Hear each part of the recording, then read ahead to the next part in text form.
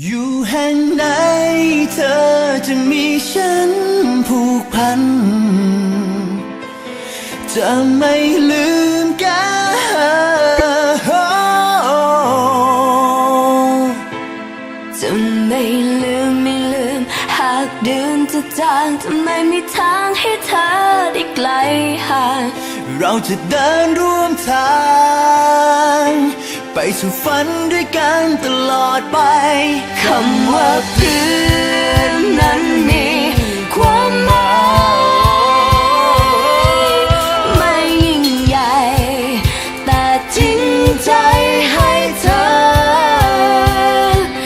เก็บรักษามันไว้ให้รักเพื่อสักวันกลับมาพ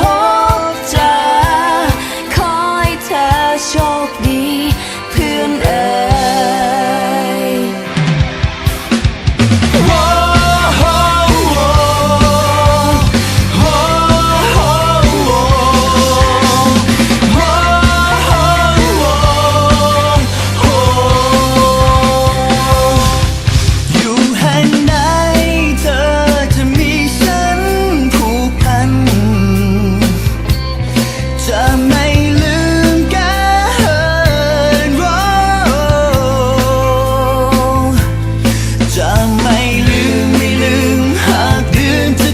จะไม่มีทางให้เธอ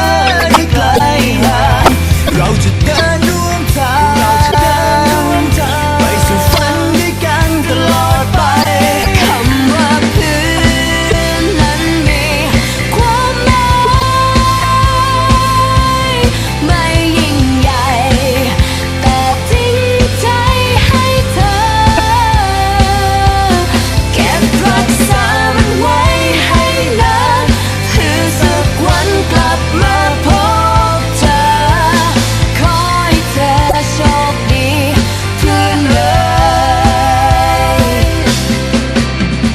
เธอจะยังมีฉันอยู่ข้างกันเธอจะมีฉันอยู่ด้วยกันเธอจะมีฉันเราจะมีกันไม่ว่าเวลาจะผ่านไปนานแค่ไหนไม่ว่าทุกข์จะสุขจะอยู่ช่วยกันฟันฝ่า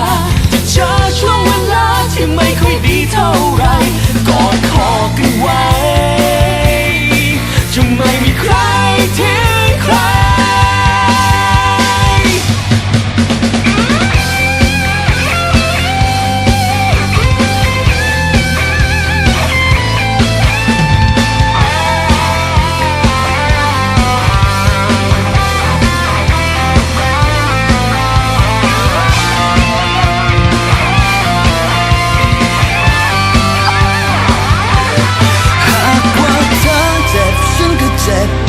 เจ็บฉันก็เจ็บเหมือนกัน